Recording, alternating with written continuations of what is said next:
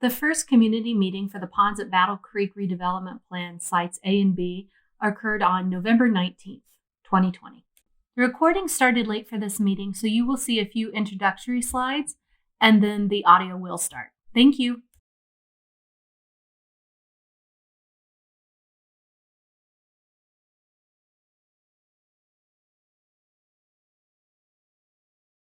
Perkins&Will, as they engage us and move through this process so that we can really explore the future of the pond. So thank you all for your time. Thank you for your commitment to Maplewood and to the ponds.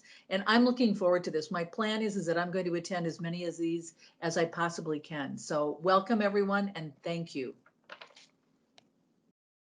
Thank you. This is Tony Carter, Ramsey County Commissioner and Chair of the County Board. I'm joining you tonight from a public location and thus a mask.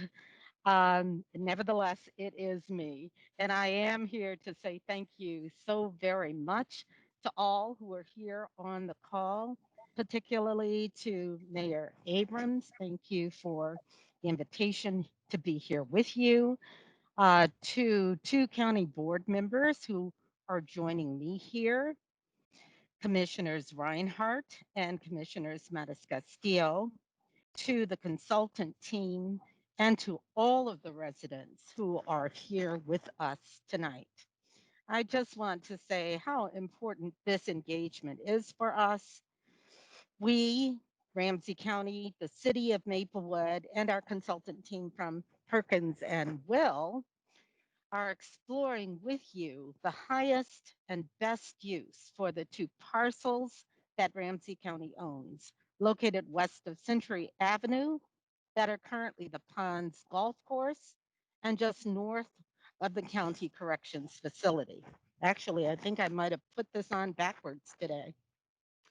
Ramsey County and the city of Maplewood have come together around this important engagement plan because we want to learn more from all our residents and stakeholders about what's possible at both locations. As owner of the property and with your help, we do hope to determine a clear roadmap to possible development options that will benefit all county residents and of course, which are also aligned with Ramsey County's vision, mission, and goals.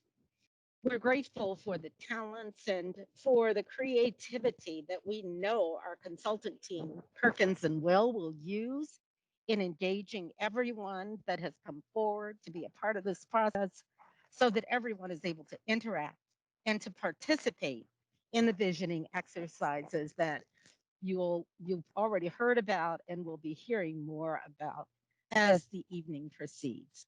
Once again, just want to say thank you so very, very much on behalf of the entire Ramsey County Board and our staff. We are so thankful that you have joined us here tonight. Great. Thank you, Mayor Abrams and County Board Chair Carter. Much appreciated. Next slide, please, Jay.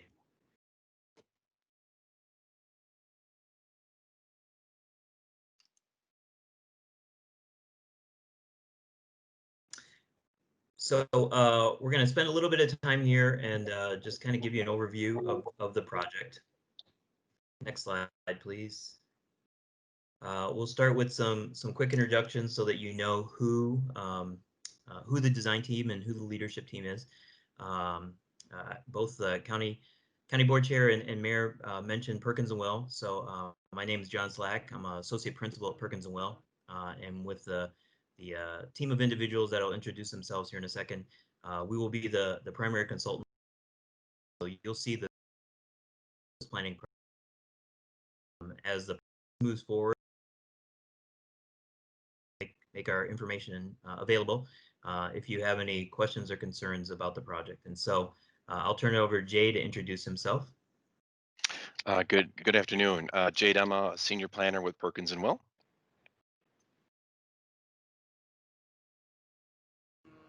And then Vanessa, can we have you introduce yourself? Yeah, my name is Vanessa Eichhoff. I'm a landscape architect, also with Perkins&Will. I'll also note that for those who are having any technical difficulties, we're seeing a little bit of that. Vanessa is here to support you. So in the chat function, we put up Vanessa's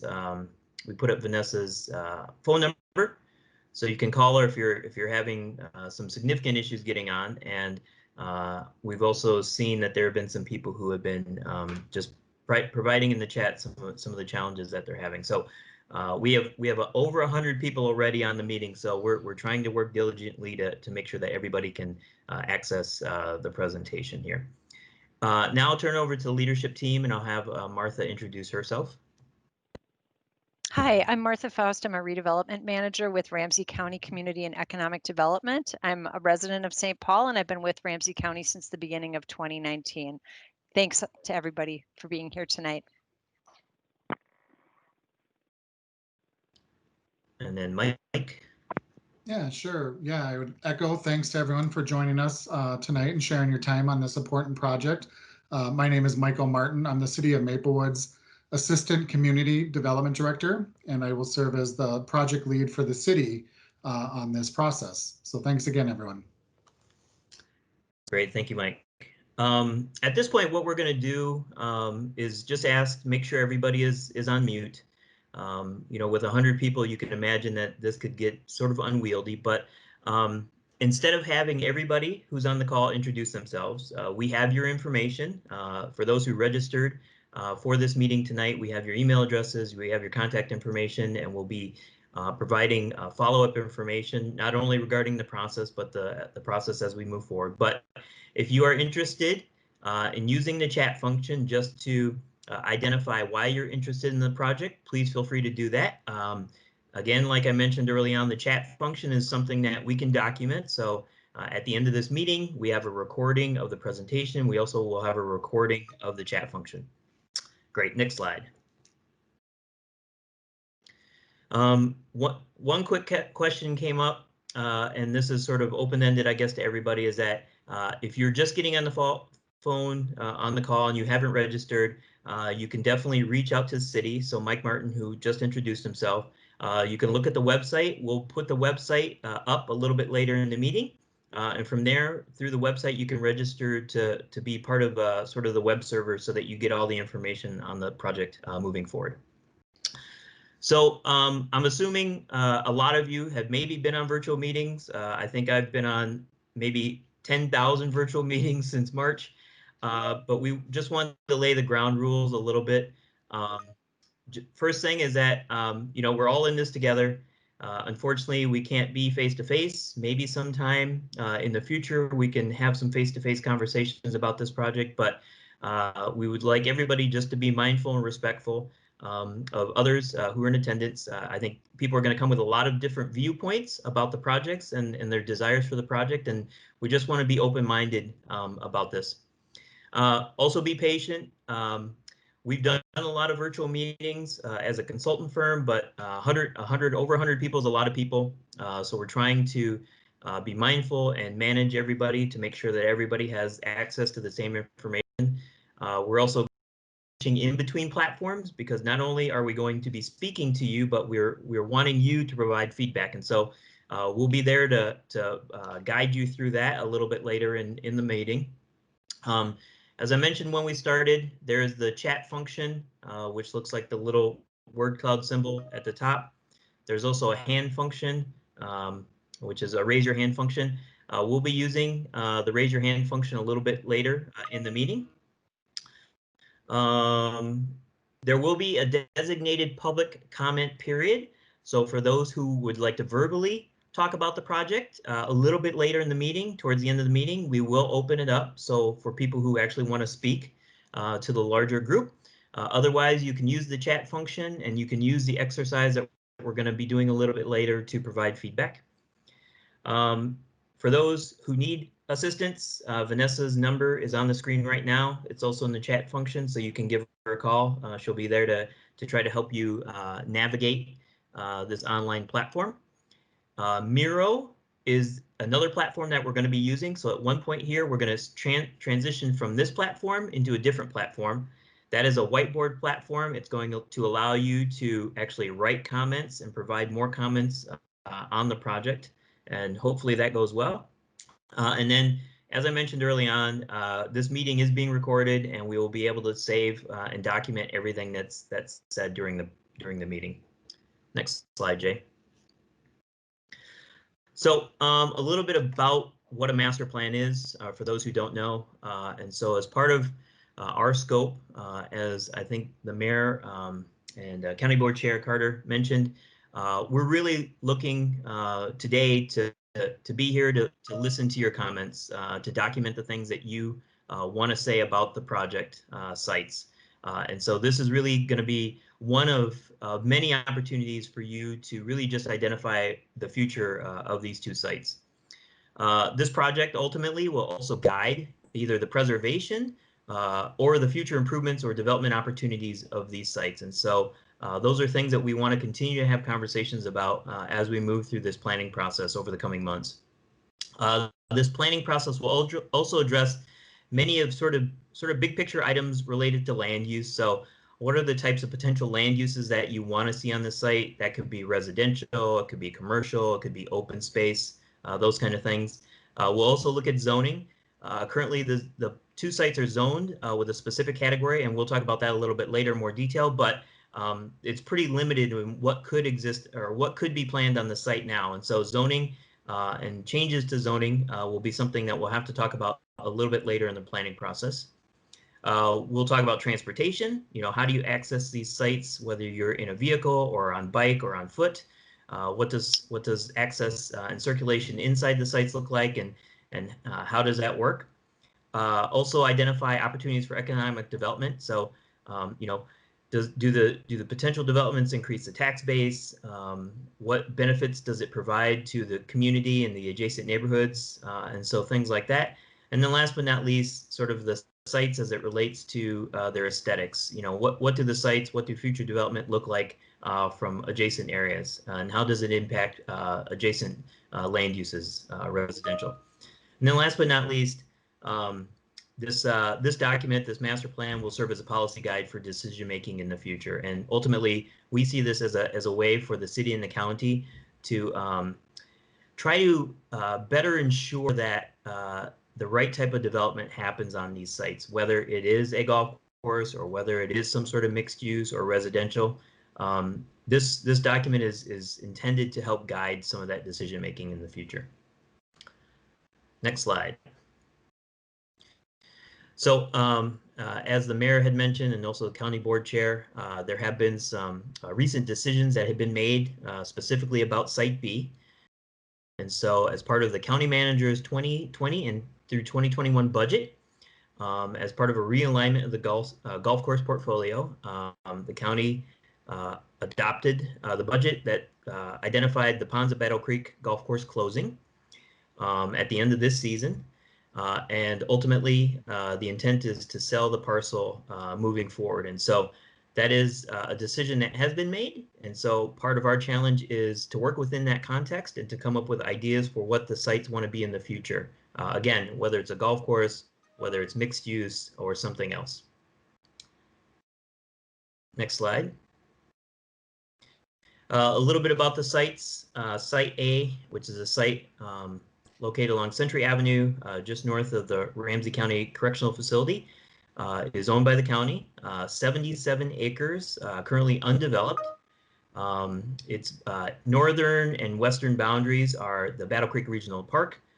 Southern edge of the site is the correctional facility, and then the eastern edge of the site is essentially across Century Avenue is the city of Woodbury, and there's a lot of variety of residential land uses that exist there. Site B, which is the ponds at Battle Creek Golf Course, is 88 acres in size, obviously located along Lower Afton Road and Century Avenue. Land uses around that site include to the south and to the west is single-family residential, and then to the north, obviously, is the correctional facility across from Lower Afton Road, and then to the east is Woodbury and some residential. It's a little bit higher density residential, as you can see in the image. Next slide, Jay. A little bit about our schedule and process. So as you can see on the left-hand side, we have 3 specific phases for this project. Phase 1 is analysis and visioning. It's really about understanding the site and then getting out into the community and understanding sort of the desired vision for these sites. Phase 2, we move into concept development. It's really about ideation, creating ideas based on the input that we receive from the community for the site. And then phase 3 is really focused on implementation, which will be preparing a final redevelopment master plan and identifying implementation strategies to implement a project. You can see the "we are here" identified in red in month 2. We will update this, but that's obviously where we're at in November. Just to the right of that, you can see a little blue dash line that says focus group conversations. We plan to continue through the end of the year having more detailed conversations with key stakeholder groups. These are a variety of different groups that we're starting to formulate now with the city and the county, and we'll be looking to set up these groups in the short term to continue to have conversations about the project. As we move into month 4, which is January, you can see that around what we're identifying as a second large community stakeholder meeting, much like this meeting. Likely it'll still be online at that point, but we're looking at that meeting sometime towards the end of January, beginning of February. And then we're looking at least one more large scale community meeting, likely at the end of February, beginning of March. And these 2 community meetings are yet to be defined at the specific dates, but they will be up on the website likely in the next next week or so, at least for the second meeting, because we want to make sure that we get it on people's calendars moving forward. All right, next slide. So we're going to spend about 15 minutes here and just go through a summary of existing conditions for the 2 sites. Again, as I mentioned early on, this is really intended to be, and as we continue to have conversations with community stakeholders, we'll continue to update the existing conditions analysis because I think all of you probably bring a really deep understanding of these sites and some of the issues that are related to these sites. And so these graphics will continue to be updated as we move through this planning process. All right, next slide, Jay. So we'll start with regional context. You can see our sites, Site A and Site B, in the center of the graphic, highlighted in yellow. You can see the large yellow dash circle around the site. That's approximately about a 5-mile radius. And you can also see the outline of the city of Maplewood. It's a light reddish line. And so obviously the southern portion of Maplewood, the sites both have really great proximity to local transportation networks, not only sort of regional roadways, but also local roadways. We have pretty quick access to not only 494, but also Interstate 94. The site's also located in close proximity to a lot of regional parks. Obviously, Battle Creek Regional Park is on the north and the west of Site A. So really close proximity to some of the natural resources within the community. And we believe that these sites are really close to a lot of compatible land uses, primarily residential in this area, but once you get closer to 494, there's a lot of opportunity for access to retail and other goods and services. Can you, next slide, Jay? As we start to zoom in, so now we're looking at approximately about a 2-mile radius as identified by the yellow dash line. You can see Site A and B. Again, as was mentioned a couple of times, these are both really large sites. And so for a community within the county to have 2 large redevelopment sites like this is not completely unheard of once you get further out in the suburbs, but being this close to the core cities of Minneapolis and St. Paul, these are pretty large sites. Again, really great access to both local and regional transportation networks. There's a lot of adjacent residential, which will help to inform some of the potential uses that could happen on this site, which potentially could be residential as well as commercial uses.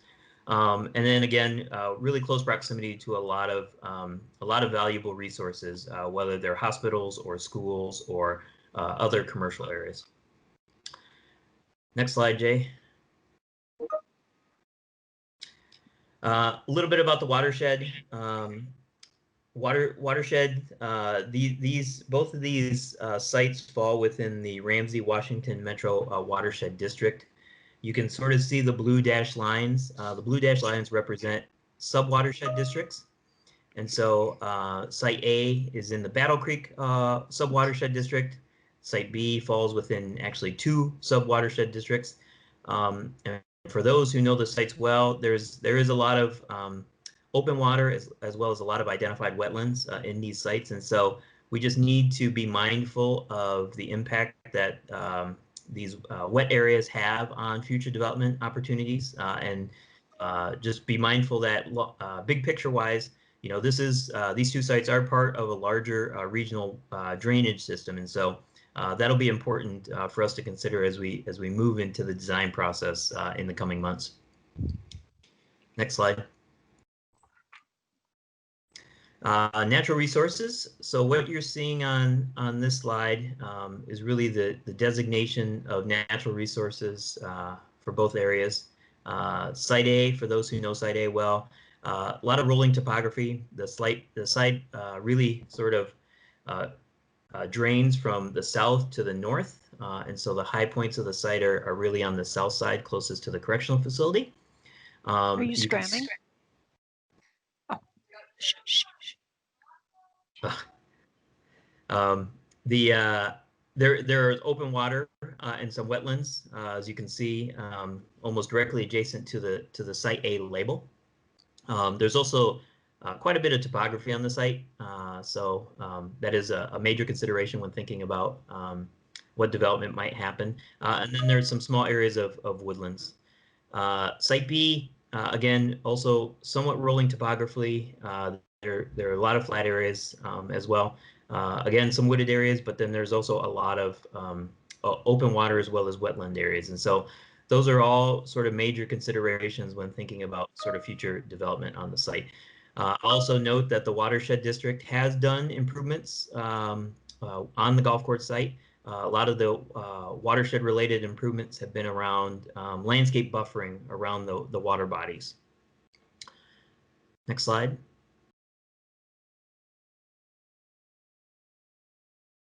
Access and circulation, we talked a little bit about this. You know, both sites have really great local access, whether it's off of Century Avenue or Lower Afton Road. They also have really fantastic regional access to the highway system. Site A does have a bus route 70, that comes all the way down to the corrections facility, and there is at least one stop directly adjacent to Site A. You can see that as a little white circle with a orange outside edge, and then there is a stop at the correctional facilities. Site B has access, obviously, both to Afton Road and Century Avenue, and so great access potentially for that site.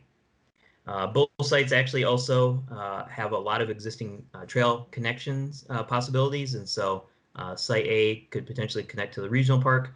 Site B has a lot of internal trail systems now that serve golf functions, but depending on what some of the future ideas might be, those could be reused for other potential amenities.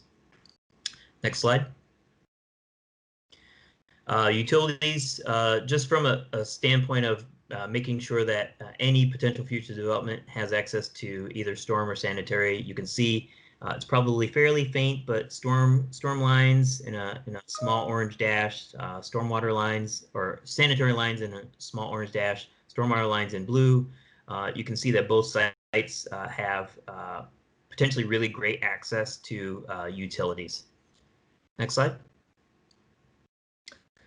Zoning, talked a little bit about this early on, but you can see both Site A and B are identified as farm slash residential. So as we move forward in the design process, we just want to be mindful of potentially what types of uses fit within the current zoning, And then ultimately, if we're looking at other types of uses, whether they're mixed use or office or commercial, any of these other variables, that there's potentially needs to be a rezoning by the city for these parcels. So it's just something to really keep in mind. Next slide. And then current land use. Again, we're really just looking at current land uses because we assume that as part of this planning process, based on the input we receive from the community and the desires to see different types of development on the site, that the land uses potentially might change. You can see Site B, obviously, from a land use standpoint, is identified as golf course. And then Site A is a combination of undeveloped as well as agriculture. Next slide. And then I'm going to turn it over to Jay just to talk a little bit about some of the demographics and social economic data for the site. Yeah, thank you, John.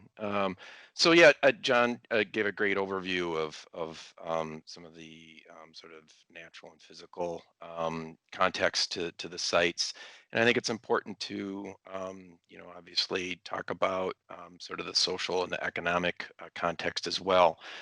So we've identified here a 2-mile radius around the sites, and that the counting up the population sort of within that 2-mile zone, population's a little over 32,000.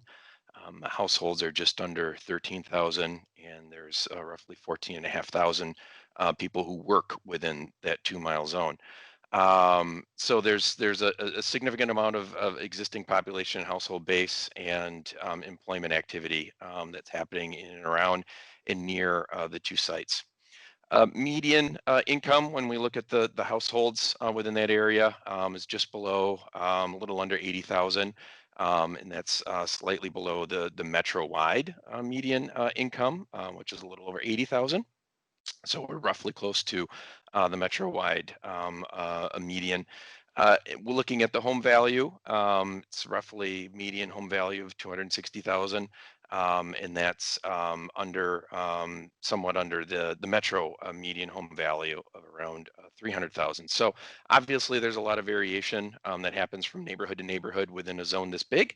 And probably some of the neighborhoods that are adjacent or closest to this area have home values more than the median, but you get a sense now of kind of the broader context with which the two sites live in. And then we also want to just let people know that the median year that home is built is 1982. So homes within this 2-mile zone are on average around 40 years old. So to give a sense of, again, how sort of well established, again, most of the neighborhoods are that are in this area, and how that might have an influence on as we think about the future of these uses.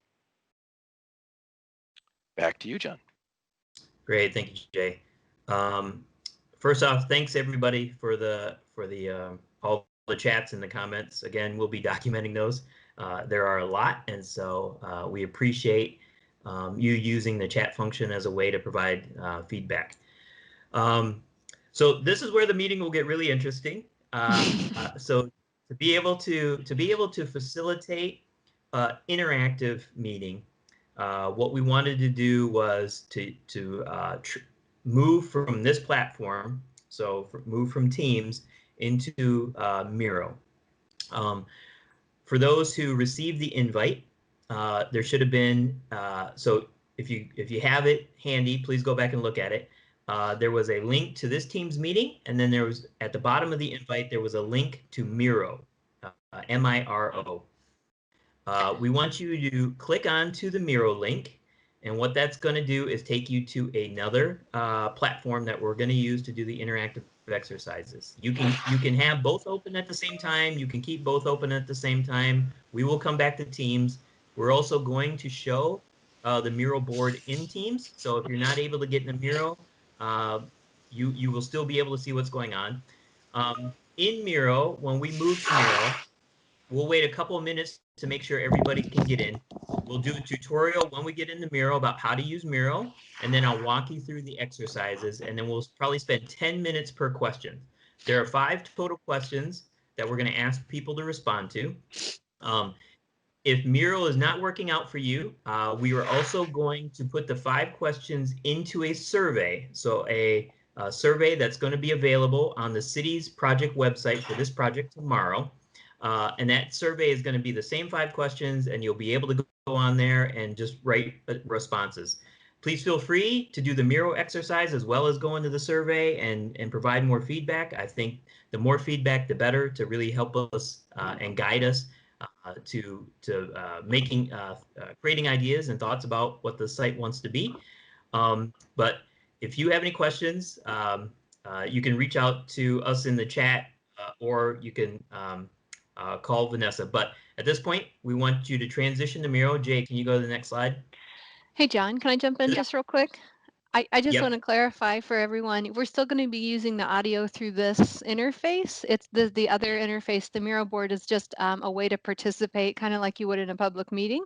So stay on Teams, and then you can use the other Miro site in addition. Yes, good point. So when you go to Miro, again, look at the original meeting invite. There should be a link to Miro. It'll take you to a board that looks like this. When you're in the board, please feel free to look around. You can see the analysis graphics that we quickly walk through at the bottom. And then there's a colored board that has 5 different topic areas. Once we have a majority of the people in Miro, we will do a tutorial to really walk you through what we're going to be doing. Vanessa just put the link up in the chat, so if you don't want to go back to your invite, you can just click the link and it'll bring you into Miro. And so everybody, please go into Miro, and then we'll see how well this works.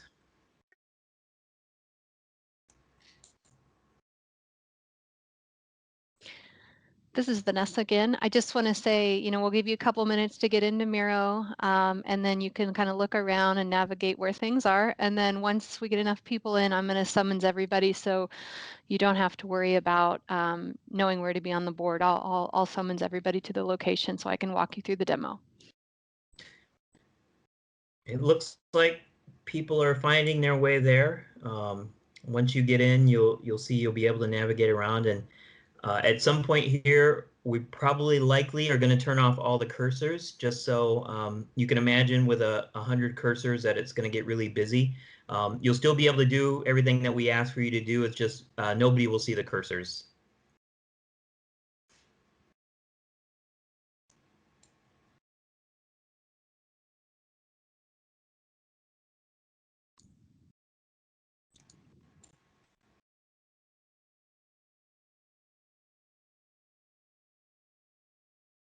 Looks like we're still growing in numbers, so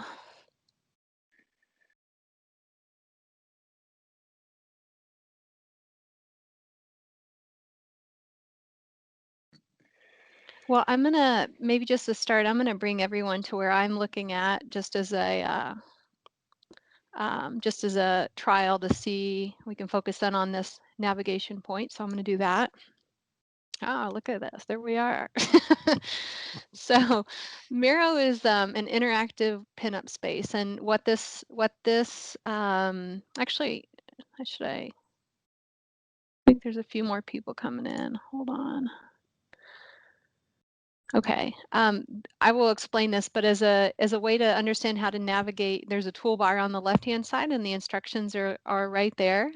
Your navigation is through your scroll wheel, or through the bottom right hand. There's a plus and minus. If you're on your phone or your iPad and don't have a mouse, there's a pop-out window in the bottom right-hand side of your screen where you can zoom in and out and see the overall map of where we are.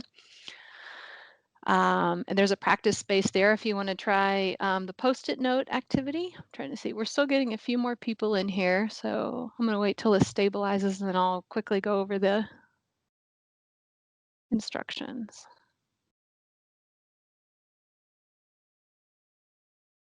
Okay, looks like we're at 66. I might start just so we can, and I can re-explain if anybody has. All right, so last time I'm going to pull you all to me. Here we go. Okay.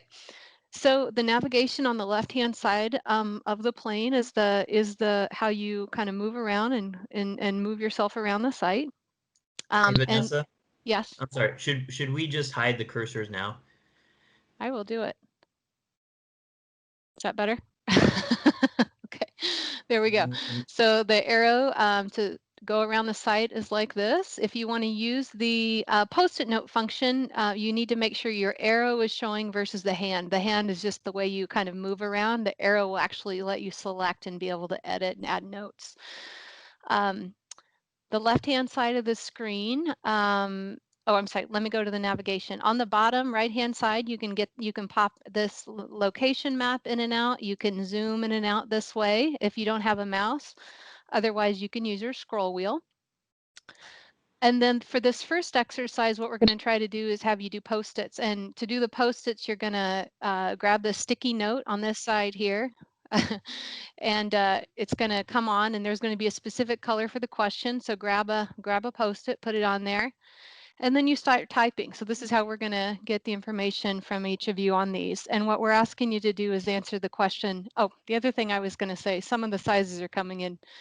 If you hit the size, you can hit the large, and that way we're all kind of in the same scale of Post-it. So try that out too. If we get too many, we'll just put them aside. But if we know what color you're working in, then we know how you're answering the question. So that's why we asked you to color code them. Be careful when you're in there. You can move people's Post-its around, so just be very aware of the space and that you're not moving or deleting someone's Post-it note. At the end of the question, we will lock them all, but for the time being, that's how we need to work so that everybody has access. Is that good, John, as an overview? Yeah, I think so. Okay. Hopefully everybody was able to follow that. Just in the chat real quick, some people are asking about how to access Miro. The link is in there, right? Yeah, I put the link in the chat box, and it was also in the meeting invite. Mm-hmm. Yeah, so if you just look up a little bit further in the chat, the link is right there, Miro link, and then that will bring you into the Miro site. Okay, so now that we're all here, Vanessa, can you call everybody to the Yeah, let's go to the questions. to the questions? Yeah, I'm going to pull everybody to come see me. Okay, so you can see on this Miro site that there are 5 different questions. Question 1 is identified sort of in the red color. Question 2 is in the orange color. Question 3 is the yellow. 4 and 5, so on and so on. What we'd like to do is have you. I'll read out the questions. We'll take about 10 minutes per question. But based on the question, we'd like you to grab the Post-it. That's that color. So for question 1, we're going to grab the pink Post-it from the side. And essentially, we just want you to bring the Post-it into the Miro box and type in a response to that question. You can do it for site A, you can do it for site B, if you remember the sites, or you can do it for both sites.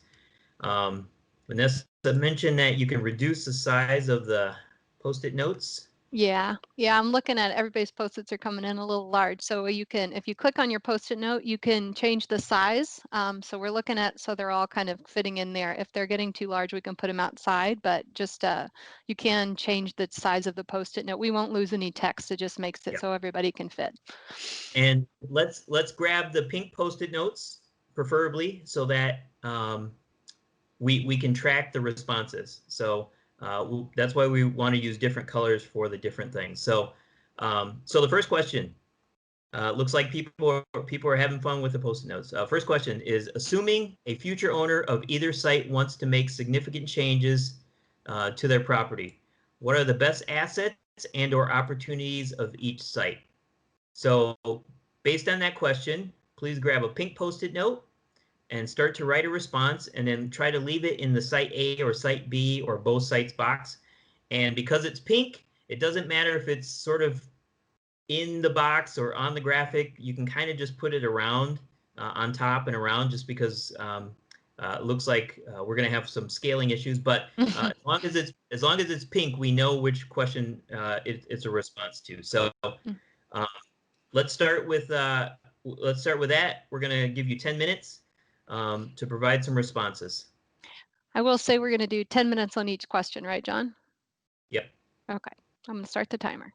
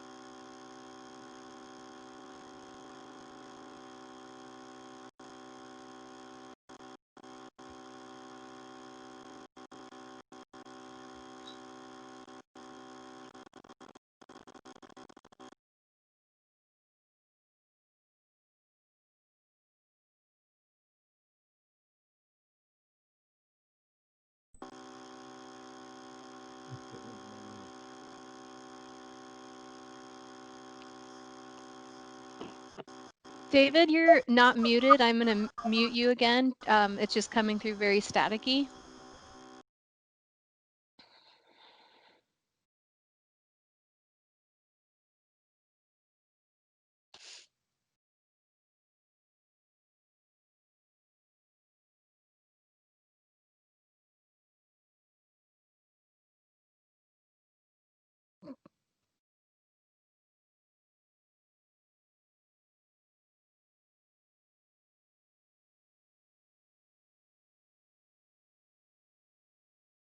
There's a question that came in the chat box about where the survey be. I think a couple people are having problems with the Miro, and we will send out a link to the survey with these same questions after the meeting.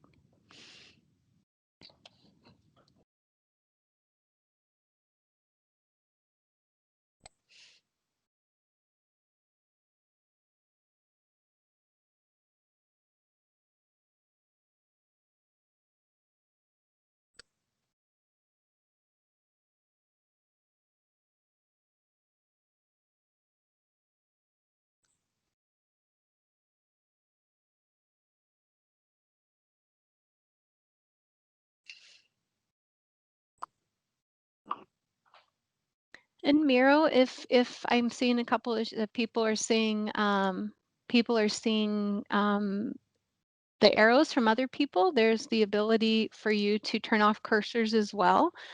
I don't know if you can see my arrow pointing, but it says basically you can show collaborators cursors or you can turn them off. So that's mine showing them. Jay, can you see where I don't know if you can see where I am, but Jay, can you demonstrate maybe? Yep, I'm hovering over the little arrow in the Great. upper right-hand side and pops up show collaborators cursors. And then when I click on it, Mhm. all of a sudden I get to see everyone's cursors, which is kind of cool to see. But until you want to actually place something down there, it gets a little bit much. Yeah, so you can turn them all. Everybody has the ability to turn that on and off. And if this is not working for you guys, not a problem. We just wanted to have a place where people could post notes and we could see them together.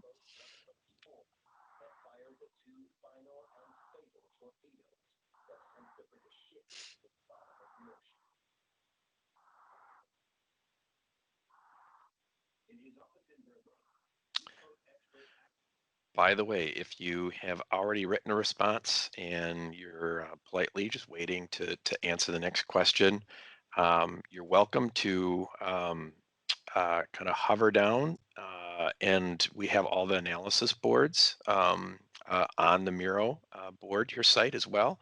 And if you have any comments or anything related to those analysis boards, which were presented earlier, you're more than invited to take a sticky and put that down there as well.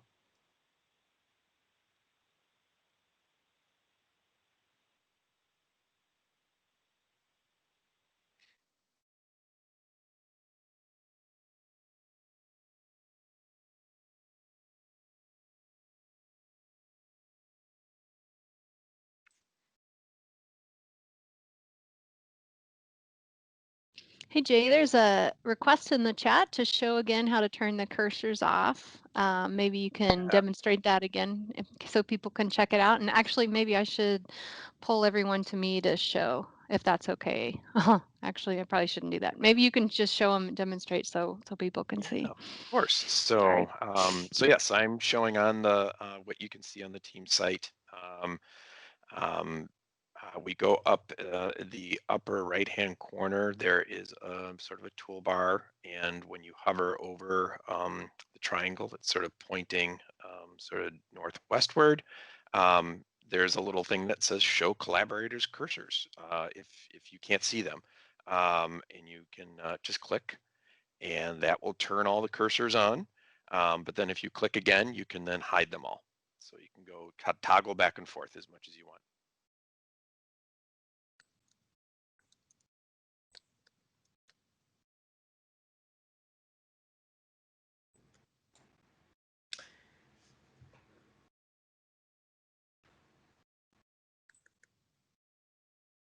I'm seeing fewer and fewer comments being written for the first question, so maybe we can move on to the second question. Vanessa, can you just walk through the the Post-it note thing again? Yeah, of course, no problem at all. Let me just get back to the note. So basically, if you, Jay, are you following me? Can you see? There's on the left-hand side of the screen, whether on a device that's on your phone or on the computer, there's a toolbar on the left-hand side, which, the arrow, and if you hover over it, it'll tell you what the information is. We're going to pick the sticky note, which is the little square with the corner turned, and if you just press one time on there, all of the colors come up. And you just pick the color that we're asking you to pick a color that's similar so we can pull them into the questions in case they're responding to the question in case there's out of room on the board. So this orange one, I'm going to pull it over here and I'm going to just drop it down on this board and I'm going to start typing. And that is going to record my response to that question. And then when you're done with it, you just click outside and it's good. The other thing I was going to tell you about is that the size of the Post-it, you can adjust the size. And one thing I see a lot of larger Post-its, if you can reduce, as you're adding it on, if yours seem very large, maybe change it to a medium or and that will give people more room on the board. And we should just be mindful of the colors we're using. Starting to see some colors overlap, and so if you're responding to a specific question, please note the color of the Post-it note that we'd like you to use so that we can make sure that we track which Post-it note goes with which color. So let's just move on to question number 2. Question number 2, assuming the future owner of either site wants to make significant changes to the property, what future land uses and amenities on the site could be beneficial for the community? So we want to use sort of the mustard yellow Post-it note if possible. I see some people have been using orange. That works just because it's the same color to provide some feedback on this question.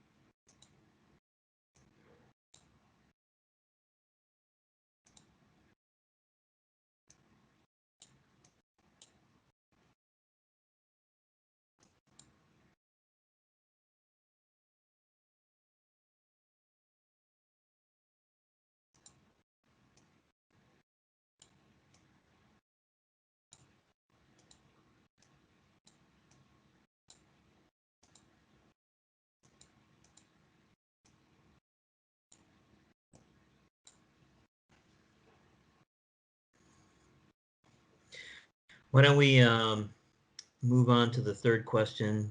I only see like one or two people who are still providing responses for the second question. So the third question is, and as you'll note, we're also doing some, we're just scaling some things, doing a little housekeeping as you're writing comments so that we can make sure that all the comments fit. So third question, we want to use sort of the pale yellow Post-it note. Assuming that future owner of either site wants to make significant changes to the property, what are the main challenges and or issues of each site?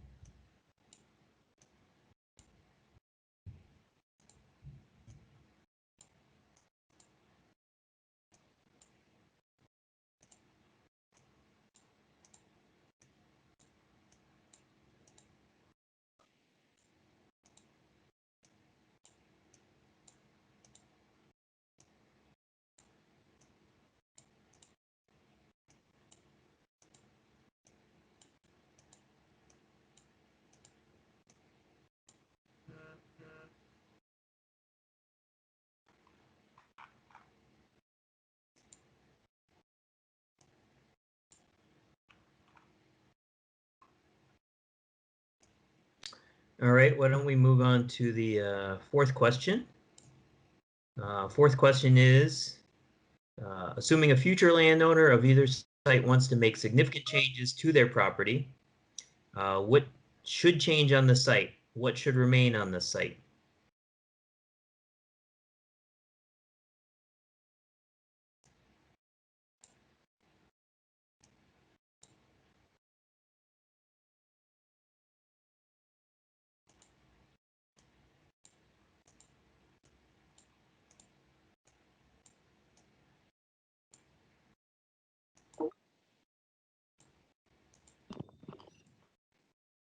Hey, John, Yeah. I can hear your phone vibrate, so I'm just gonna mute you between if that's okay. Yeah, it's I think every message in the chat Comes comes in through your my phone. phone. Yeah, Yep. understood. Okay, I just wanted to let you know.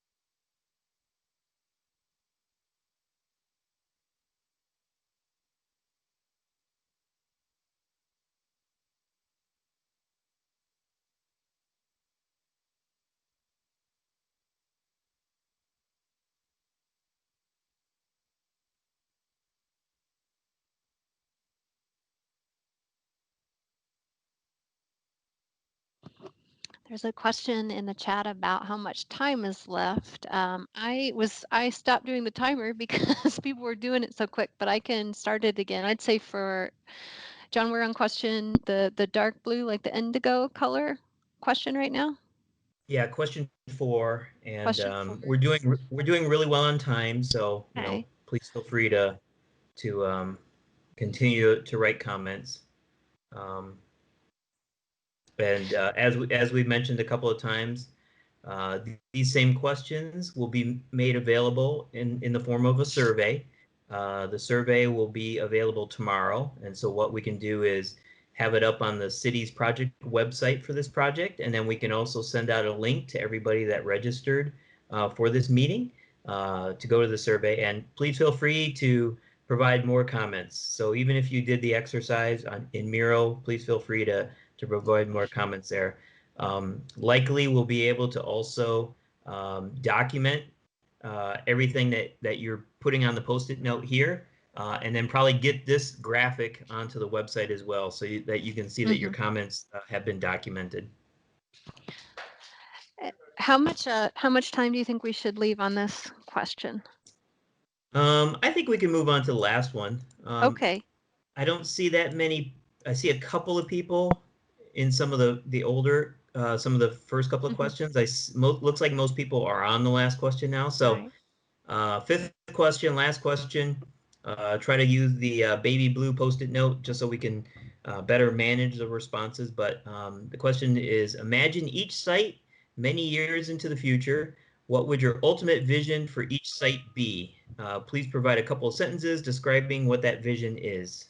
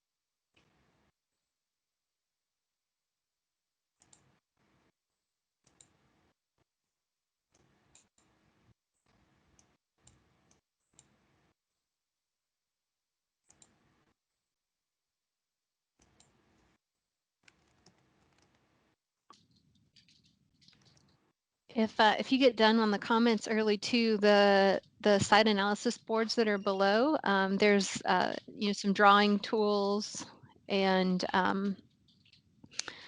a few other things if you want to add any comments, or if you think there was things that were missing. Like I noticed some people put some comments about some important ecology elements on Site A, a few things like that in the chat. You can feel free to add that note or draw on the analysis boards to indicate specific locations if that's helpful.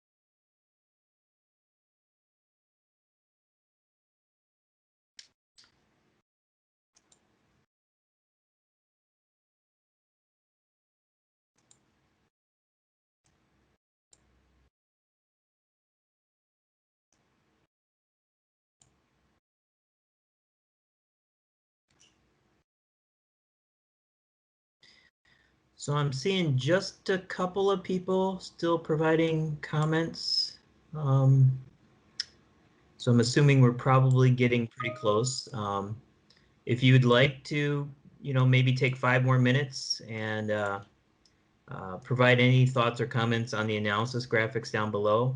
We also have maps of the 2 sites just to the right of our board. So you can provide comments there. And so maybe at 5:25, we'll get out of mural and we'll go back to the Teams meeting and kind of start to wrap up. And we'll have a opportunity for people who want to verbally talk for a minute or so to sort of talk a little bit about the project, things that interest them, whatnot. So we'll be able to open it up for some community comments as well.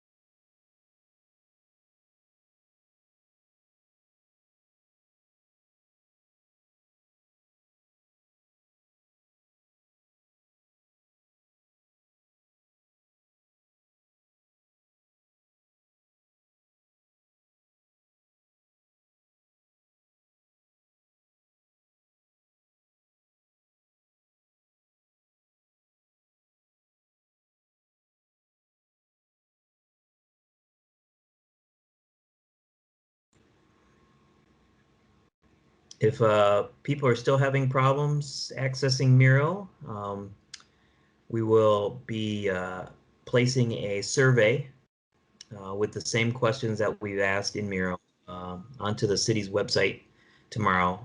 And then so we can also send a link out to that survey to everybody who signed up for this meeting tonight.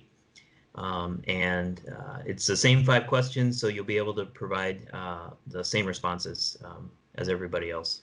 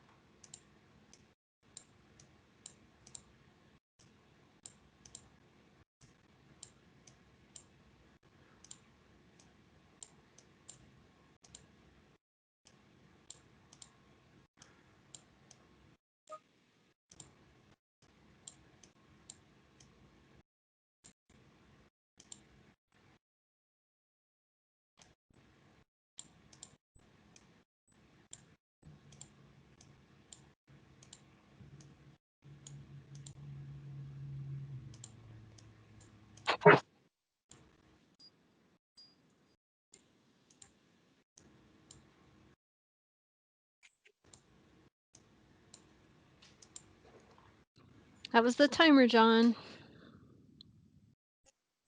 All right, I'm still seeing a couple of people, but Yeah. it's like 2 or 3 people. So why don't we all switch back to Teams? Hopefully your Teams meeting is still up, so you can get back and you'll see that on the screen for Teams you can still see the Miro board, so you can see that there's still a couple people working in there. Jay, can we go back to the PowerPoint? All right, let's go to the next slide. So this is the point of the meeting. that we wanted to open this up for community comments. We're a little bit ahead of schedule here, so maybe we can take 15 minutes for community comments. Let me verify how many people we still have in the meeting here. We still have 100 people in the meeting, over 100 people, so that's great. So if you are interested in verbally talking about the project, we will allow you that time. And what we'd like to do is, if you're interested in talking, please use the raise the hand button. So if you go up to the top to the toolbar, it's the third button from the left. It says raise hand. Just click that, and then we'll be able to see you've raised your hand and you'd like to talk. Because of how many people we have, if 50 people raise their hands, we're going to be very limited in how many people we can have talk. But if it's a handful of people, then we can try and keep it to about one minute per person. So if you're interested, please hit the raise your hand button so we can see you and we can allow you to talk.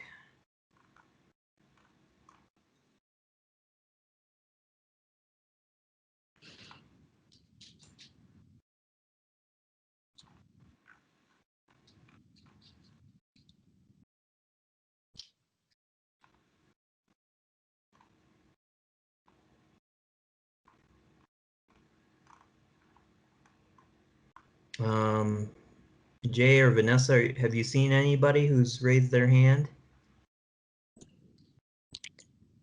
I'm not seeing anyone raising their hand. Presentation's blocking my view, unfortunately, John. Oh, 8 people have raised their hand. I must not be able to see. Glad some people have.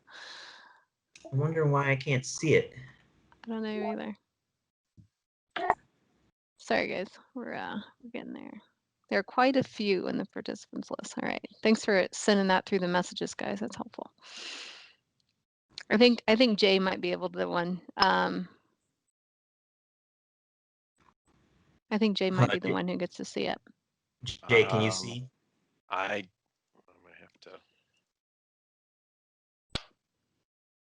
Yeah, why don't you just turn off your presentation at this point? Yeah.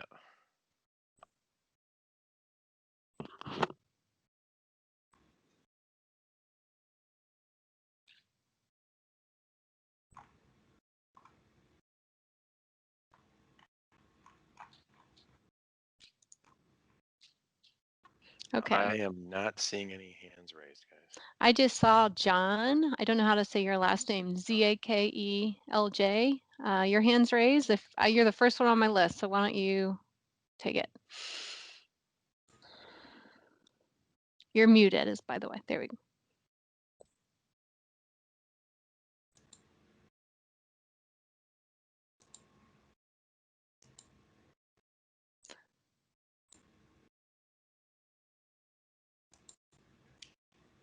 Yeah, I'm only seeing John with his hand raised.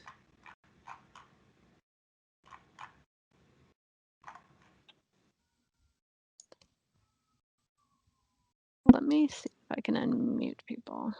This is Joe from the city. I think if you hit at the very bottom, there's a thing that says hide participants, show participants. I could see in that portal there's several folks with their hand raised. In addition to John, we have Catherine Zimmer, Brian Hawkinson, Liz Deering, Chris Biskey, I apologize on the name, Mike Guest, and Pam Crittich. Can you guys see that now? I don't see it. Yeah, well. If you can see it, you can. No, I am. Sorry, I'm not seeing it either. What I would suggest is if you can see it, you can facilitate. John, again, we're gonna butcher your last name. Zacklage, if you could unmute yourself and you could start to talk. I think with 10 folks, we could give each person 2 minutes. Mm-hmm. Perfect, thank you. John mentioned in chat that he was unable to mute himself, so you may have to unmute him. I'm trying to do that. I don't see that option for that. I was trying to look at that. And this is my first one. I'm only here as a guest, so I can't. I appreciate that. No problem. Jay, are you able to unmute everybody? I'm going to see if I can go in and do that. I'm not able to do anyone individually. Maybe you could go to the next person on the list. Yeah. Is that Gail? Yes. Okay, Gail. I just unmuted myself, if you can hear me. Is that John? No, Gail. Yeah. We can hear you. Go ahead. Perfect. Yeah, Gail. So, Gail, why don't you take just a couple of minutes and we'll just keep track. Yeah, I'll go as quickly as possible. I live on the north edge of this Site B for over 30 years. Everybody in the neighborhood's wondering what's going on. They don't understand the process of why it has to change from what it is. They think something else is going on, but they don't know what it is. And so, people would like to know. They know that it's been proven the golf course has been profitable. They don't understand why it has to be closed. But, Ramsey County has its goals, I'm sure.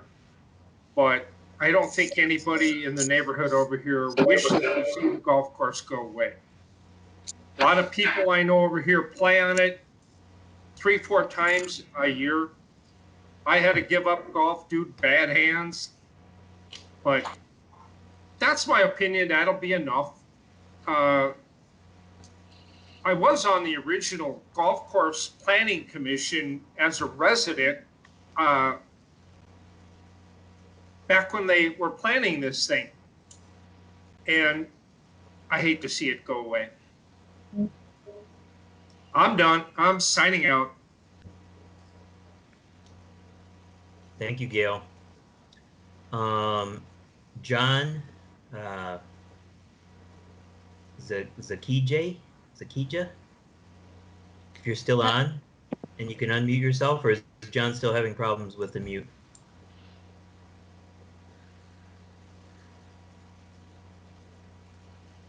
Well, let's see if we can help John. How about Brian Hawkinson? Hello. Brian Hawkinson. Been a resident in Maplewood for about 6 years now. Grew up in Woodbury. Been in Woodbury and Maplewood my entire life. Went to Woodbury High School, met my wife there. So now we live in South Maplewood off of McKnight and Carver area. Grew up golfing at the golf course since I was 12 years old. Me and my wife golf there regularly. We like to go to Palm Springs and even golf, but being so close to the ponds at Battle Creek, it's just awesome to be able to take, a half day at work and go golf. Really what I'm kind of wondering from a project planning standpoint, I really am very interested in this mirror board. This is very impressive. I work in IT for 3M, and I may even take some of this back to the project team that I'm on. I'm just kind of wondering from a next step standpoint, you see in like the Site B column, golf course all over the board. So from your guys' input standpoint, what are the next steps to communicate to the stakeholders, and how do we ensure that there's accountability in the community engagement and the community feedback in the sheer number of people that are saying golf course? How do we stay accountable, and how do we get representative as a community with what the input is and not just get ignored and kind of go along the path of whatever people think is going to get developed? How do we ensure as community stakeholders ourselves that there's accountability in the input that we can see in the data in the board of what's happening? If you could just explain to me the next steps, I'd greatly appreciate it, and thank you for your time. Yeah, sure. That's a really great question, Brian. Appreciate it. So I assume you were part of the meeting when we kind of talked about our process moving forward and the opportunity to engage in ongoing. So, I'll say, at least from the Perkins&Will consultant standpoint, we have no assumptions. we're coming in this and we're facilitating a conversation, and we're going to take all of the input that we receive, whether it's through Miro, through the survey, through more direct sort of focus group conversations, and we're going to look for patterns. We're going to identify, what we think are sort of the key messages from the community, and then we're going to try to represent that as part of ideas that we generate. And we'll be working obviously with the county and the city hand in hand on this, and so we have a lot of individuals from the county and the city on the call tonight. So they're hearing this and they're seeing this as well. And so how you hold us accountable is stay engaged and if you feel like we're getting to a point where we are really diverging away from what you're seeing and what you're hearing, please let us know. And so we will make sure that everything that's documented, i.e. all the comments on the Post-it notes, all the survey results, gets tabulated and it gets put back out into the public. So you'll see it on the website. So you'll see that we are hearing what everybody is saying. And so that's how we will represent the information back to you. All right. Thank you so much, John. Appreciate your time. Thank you. Thank you, Brian. All right. Who's next? Aneth? Is it Aneth? Aneth? Shankur? Aneth Shankur? Sorry, I'm probably... Are you able to unmute yourself?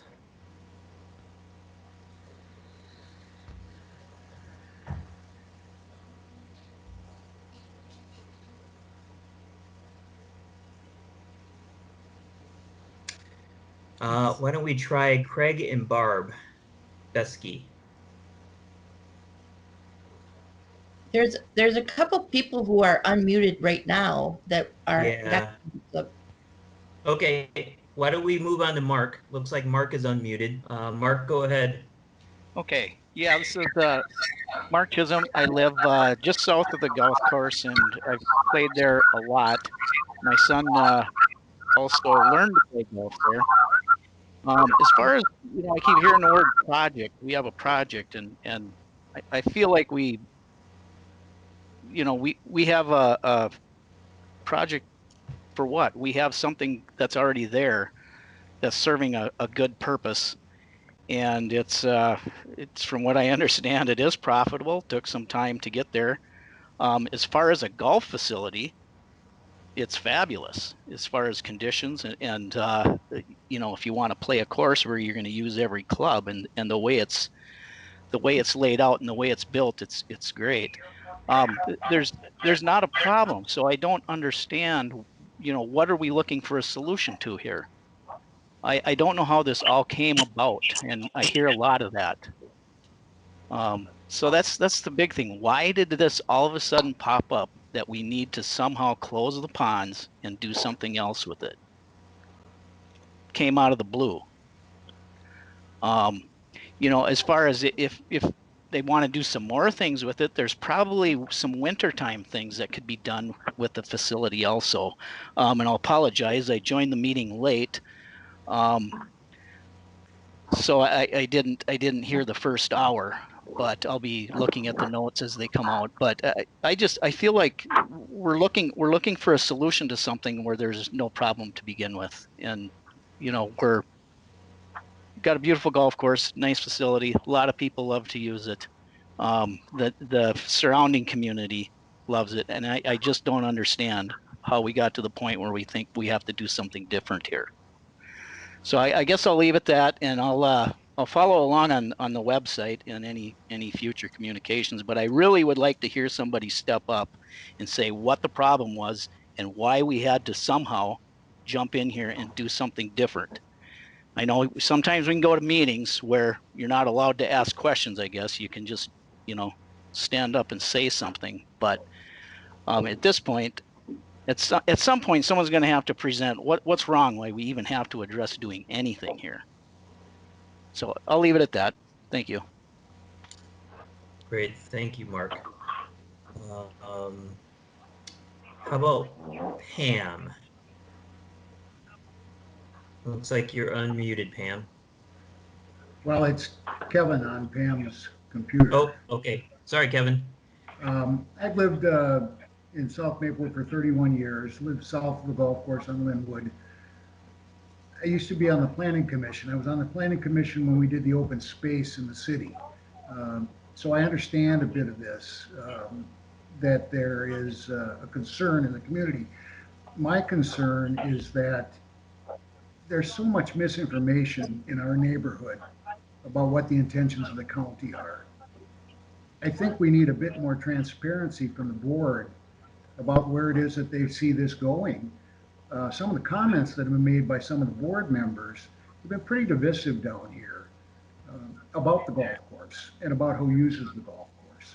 Both those parcels of land are valuable to us here in the community, whether they're open space or whether they're developed. But I think the issue right now is that there's a real concern down here that the county board is just not being transparent. We know that what happens is the county board will make a decision and then the city will get stuck with the zoning issue. I spent a lot of years on the zoning commission, so I know how divisive that can get. I just think we need really to back up a bit and have the board let us know if their intent is to sell it to a developer or if their intent is to do something else with it, provide housing for folks in the county who need it, or to sell it to someone who will keep it as a golf course. The property on the north side of the prison is a wholly different issue than the golf course. And I just think that the trouble here is that the city in the planning commission zoning issue is going to have a tendency to get stuck. And that won't be good for anybody in Maplewood. And with that, I'll stop. Thank you. All right, Kevin, thank you for the comments. We want to try and go back to some of the people who have their hand raised. If any of you are able to unmute, please do.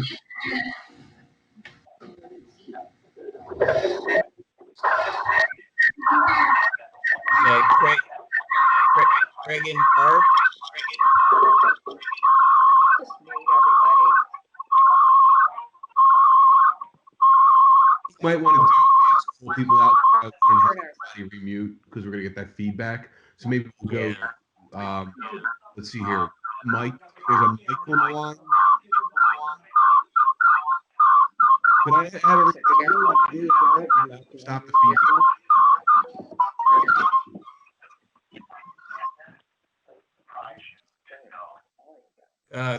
Craig and Barb, are you unmuted now? I think they've all responded. Okay. Do you want to talk? I don't know if we got the floor now or not, but yes, please, yeah. please. We've lived in Maplewood for 20 odd years now, and part of the reason that we are here is that golf course. In fact, we just moved, and we're now in a development adjacent to the golf course. What we're having a problem with is the golf course. Our understanding is it's self-sufficient at this point. And Ramsey County, from what we gathered in the meetings last fall, where they want to close this one so they can stick 10 million into some of the golf courses on the north side of town. That leaves us on the south side of town with nothing. If those guys need money, why don't you just keep this one open that is self-sufficient and you don't have to stick any money into it. The other thing is, I mean, we're on the south side of Ramsey County, apparently forgotten. We think about that from a Maplewood perspective, that we seem to be forgotten from Maplewood, but not as bad as Ramsey County. We don't know of any better use for the property. The businesses, I mean, from a commercial perspective, look at the Weir Drive businesses over where Fratellone Hardware and Keys Restaurant and such are. There's plenty of storefronts empty there. We don't need any more commercial. Residential, we don't think we need residential. We need to maintain this recreational property. And from a financial perspective, we don't see any reason to close it. Second comment is if Maplewood has control over the zoning of this property, why doesn't Maplewood come forth and say, hey, we're not going to change this for residential or commercial. We want to keep it as residential, recreational, and screw Ramsey County. You can't do anything about it. You know, maybe Maplewood should buy this golf course and keep it running.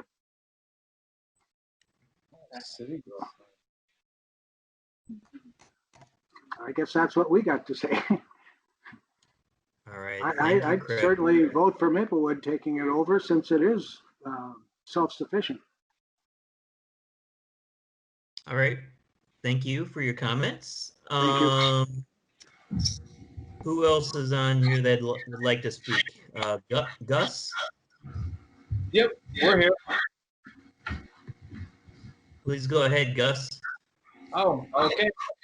Well, thank you for having this. And it's me and my fiance. We are first-time home buyers, and we just moved to the area. And so a big attraction to us was definitely the green space.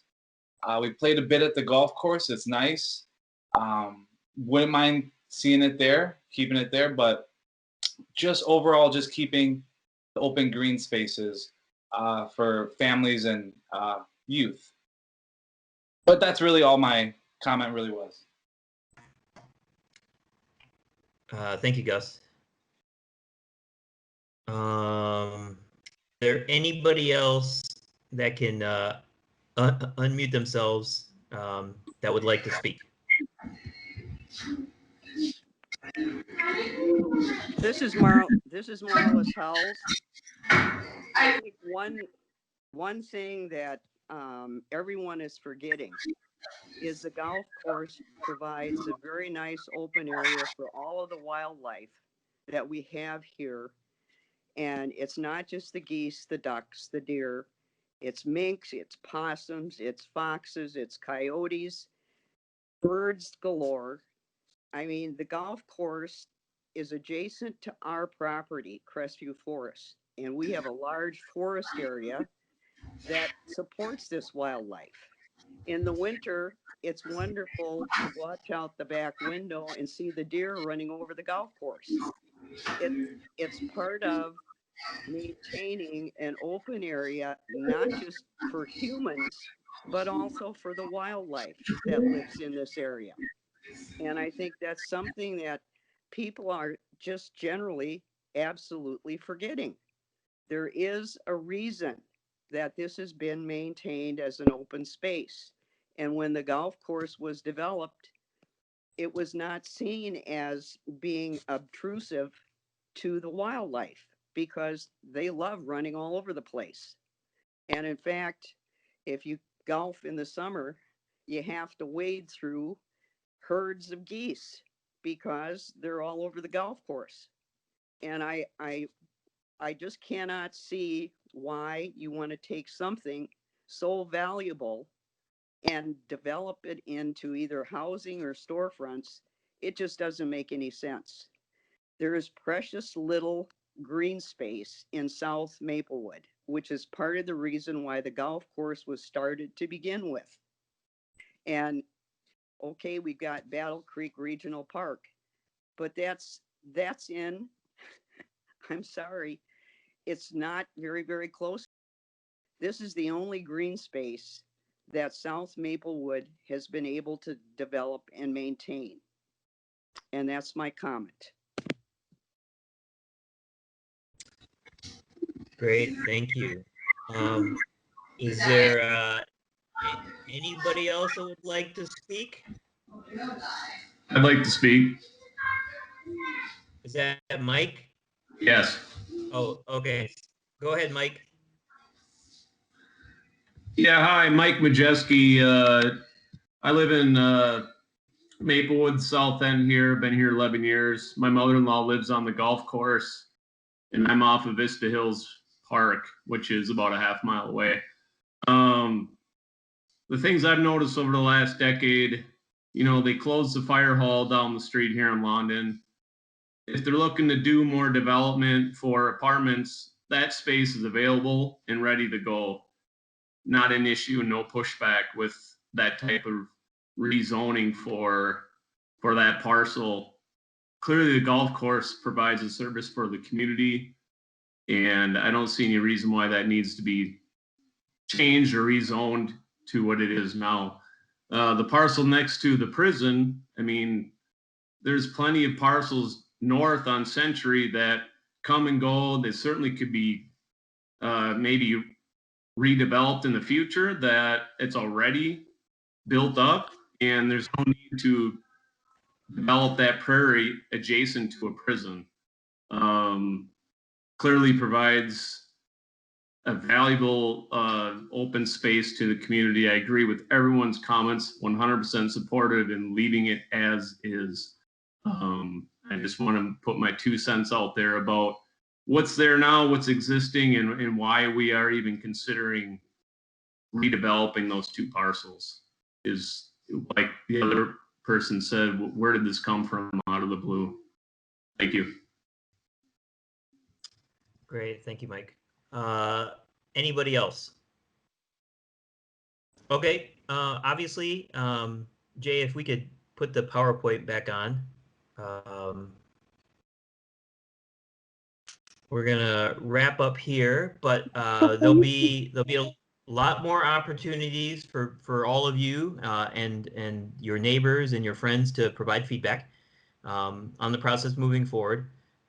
Go to one of the final slides, please. Before you go to next steps, can you just say, are you going to answer any of the questions that were asked? Like, is there well, so some of the questions I think are higher level questions that honestly I can't answer at this point. You know, as we sort of mentioned at the outset of the meeting, Perkins&Will has been hired to help facilitate a process, to look to involve the community, to provide input, to sort of help inform us in coming up with ideas for the sites in the future. And so we're at a point now where we're just eliciting input. So whether it's through this public meeting, whether it's through upcoming focus group meetings or the survey, we're going to take all that information, we're going to document it, and we're going to put it back out there and start to look for, I guess, the key patterns that we're seeing in the information. We will work with the city and the county to sort of review that information and sort of strategize about next steps going forward. How we got to this point and why we're at this point, I'm not privy to that. So as a consultant, we've just been hired to help facilitate this conversation and this process. Ultimately, we're looking to create ideas for what the sites could be in the future. And as you heard from the mayor, you know, that could be a golf course. So it's not like at this point we're saying that there's not going to be a golf course and both of these sites are going to be redeveloped. We're really just looking for input to help guide us as we move forward. And so our job is to really just listen to you, to take the feedback, to document it, and then to work with the city and the county to sort of distill that information into sort of the key things that will help drive some of our ideation moving forward. And so that's the only answer that I can really give about how we're at this point today. And so, but we will obviously be able to talk to the city and county, and we can sort of figure out how we might be able to kind of create some responses around some of the other questions that we've gotten. Because for those who've been on the meeting for the last 2 hours, you know, I think there's a lot of other questions that have been asked in the chat, and I'm sure that once we get into reviewing the Post-it notes that you all were involved, or hopefully most of you were involved in placing on the questions, there potentially are more questions there. So next step for us is really to document that, and then we'll be able to get to a point where hopefully we can provide some of the responses to the questions that have been asked. So please follow the project on the City of Maplewood's website. You can see the link here, so maplewoodmn.gov, ponds. As I mentioned, there will be a survey that will be available tomorrow morning. It essentially is going to be the same 5 questions that many of you have responded to already as part of the exercise, but we'll have that survey online, and then hopefully we can also send a link out to everybody that registered for this meeting, a link to that survey. So please fill that out. We're hoping that the survey will be up until probably around the holidays in December. And then we're looking to schedule a second community meeting, a workshop at the end of January, early February, as sort of the next step in the process to continue to have a conversation about these two sites. You can go to the next slide, Jay. And that's sort of the end of the meeting. We're at 5:56. I want to thank everybody for taking time out of your schedule to be here tonight with us. Thank you all for providing your thoughts and your inputs, and please continue to provide feedback. As I mentioned, please feel free to fill out the survey again with more comments. And obviously you'll be able to, once you get onto the website, you'll be able to see how you can connect with some of the project people. So whether it's city staff or county staff, if you have additional questions or want to reach out to have a conversation about the project, please feel free to do that. And we hope that you continue to stay engaged and involved and continue to help us as we move through this planning process. So I want to thank you all for attending, and we look forward to engaging all of you more as we move forward. And with that, thank you.